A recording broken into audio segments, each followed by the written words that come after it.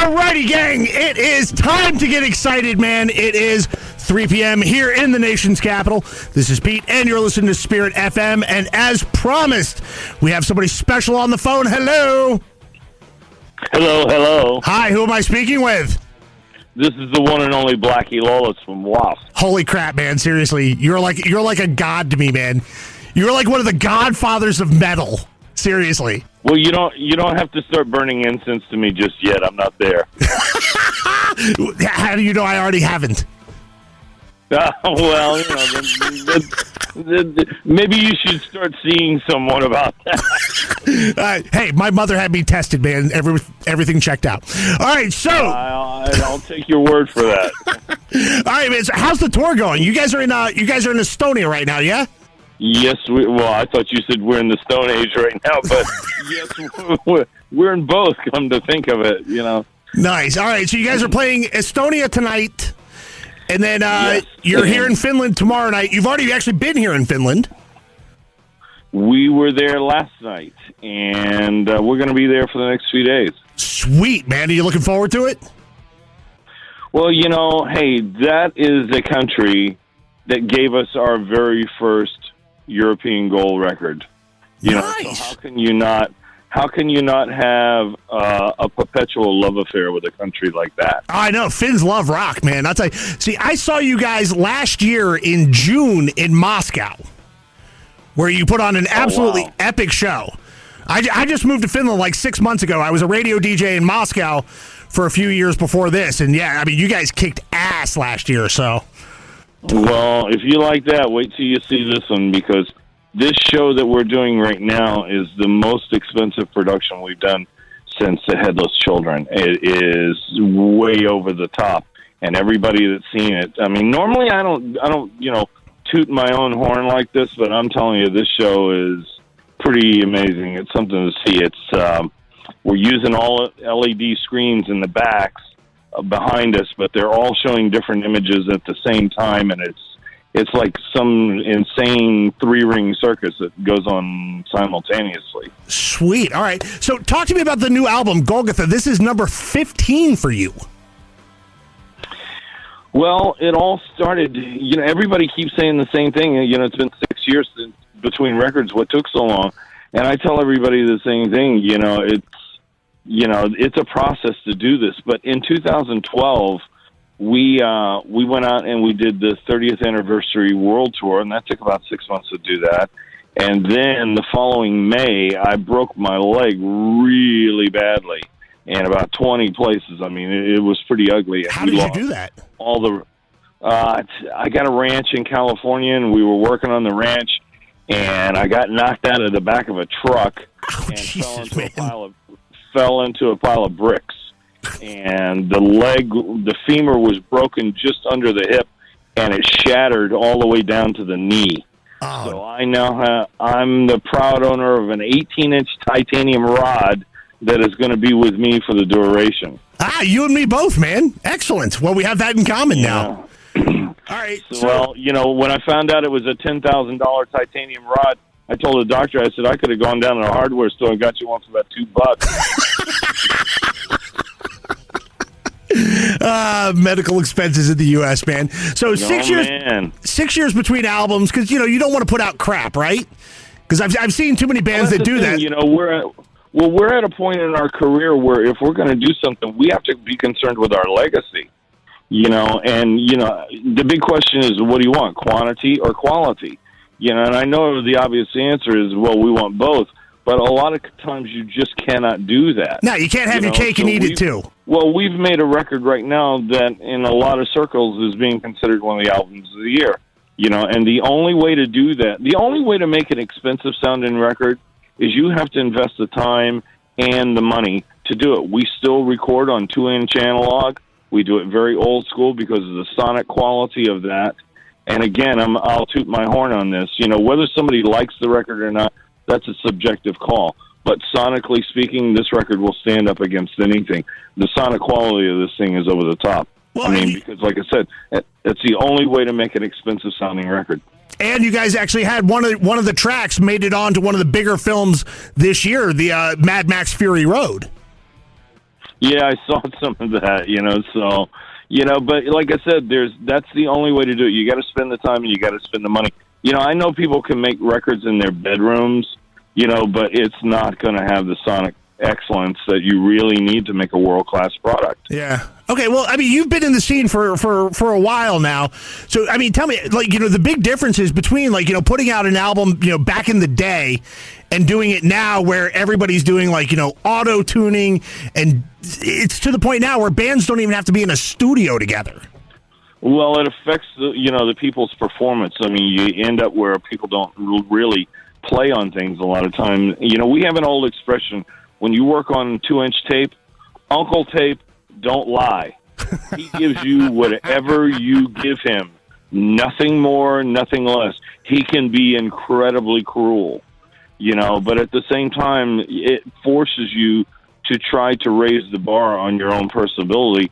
And a lot of times you end up with magic because of that you don't get. When we were growing up, in the 70s and the 80s, there was a lot of cool records that were made on 2-inch tape. I'm with you on that, and I had a lot of those records. Yeah, man. So that's the way we still want to approach it. We approach it as a band, as musicians that are going to go in there and perform what they're going to do. We don't use any auto-tuning on anything. Like I said, we use a very old-school organic way of doing it. Nice. All right. So, seriously, man, I mean, you're still touring the world, and you call California home. How often do you get home? Actually, over the course of making the record, we were there quite a bit. I know everybody thinks, well, it's been 6 years since records. These guys are probably down in Jamaica doing whatever. But I'm telling you, that was not the case. We were working pretty diligently. And like I said, I had that little hiccup on my leg. Yeah. And that thing was ugly. Well, plus you guys were still touring. Well, not at that point. We took almost a year off just to let me heal to do that. But then we went back and we started doing festivals and things like that. When you saw us in Russia last year, quite honestly, I was not doing well because the amount of time and nutrients it takes to heal that bone, that's the biggest bone in the body. And I had no idea how long it was going to take to get over that. You are definitely a master showman, man, because, I mean, everybody there was just amazed and thought it was an excellent show. Well, I got a little secret for you. I paid dearly for that. I mean, it hurt. Okay, well, I'll tell the friends that I took with me to make sure that they send something to you on Facebook or something, and a big extra thank you for putting that kind of effort into putting on a rockin' show, man. Well, it's all cool now. I went through rehab and everything, got things strengthened up. But like I said, at this point last year, it was still in healing mode, and it takes a long time. I've broken about a dozen things in my life, and you could take them all and put them all together, and they would not have equaled what this was. Nice. I mean, it was a monster. There's no other way to describe it. All right, man. Well, I'll tell you, man, I am super looking forward to the show tomorrow night, man. I heard House of Culture is actually a really cool venue. I haven't been there yet because I haven't really lived here that long. So, but I am excited. We played there 3 or 4 times, and it's a really interesting venue. Because the way it's laid out, I mean, there's not a bad seat in the house, and especially for this production that we're doing, for everybody to be able to see it at all the different angles. I'm telling you, I know it sounds like I'm another guy just trying to hype a show, but this one is really special. Nah, dude, be who you are, man. Really, toot your own horn. Cool. Dude, you're a legend. Come on, seriously, man. I mean, you were one of the godfathers of metal. You're one of the only bass players that's ever really mattered. So, Well, but like I said, compared to what we've done in the past, I know the amount of money we spent on this, and it looks like a bright, shiny diamond when it's out on stage. Believe me, it is ultra cool. Okay, well, I'm looking forward to it because, I mean, I've listened to all the tracks on Golgotha, and it really reminds me of, a lot of your earlier work, man. I mean, it has just that straight, hard energy that just gets people pounding. A lot. We looked at this record when it was finished, and we don't try to anticipate a record before it starts. We don't know where it's going. We don't know what it's gonna end up being. You just do it a track at a time, and it'll eventually reveal itself to you. And the one thing that we talked about when it got close to completion was the amount of 70s influence that was on this record. Yeah. You know, it's a lot more than people think. I mean, it sounds very contemporary as far as the sonic mix and things like that. But the influences, there's a lot of 70s influence on this record. Yeah, okay. No, I dig it, man. I'm a huge fan, seriously. Now, I do have a personal question. Can I get backstage tomorrow night just to, like, say hi? If I promise to try not to wet my pants from excitement. Well, if you do wet your pants, just stand back a few feet, you know, and then it'll be okay. No, dude, if we could make that happen, seriously, that would be something on my bucket list. Really, I mean, it would be a big check on my bucket list to say I met Blackie Lawless from W.A.S.P. So that would just man. You know, like I said, we're gonna be there. Come on by and say hi. Oh, sweet mother of God, that's going to happen, man. All right, dude, seriously, I know you guys have got a lot to do because you got a big show tonight, and then you're going to be here tomorrow night, so I'm going to let you go.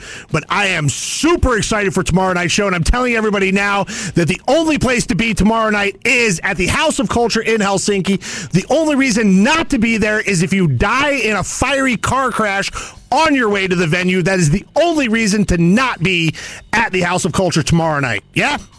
Well, I tell you what, buddy, they better get ready because I'm coming there to hurt somebody. Nice.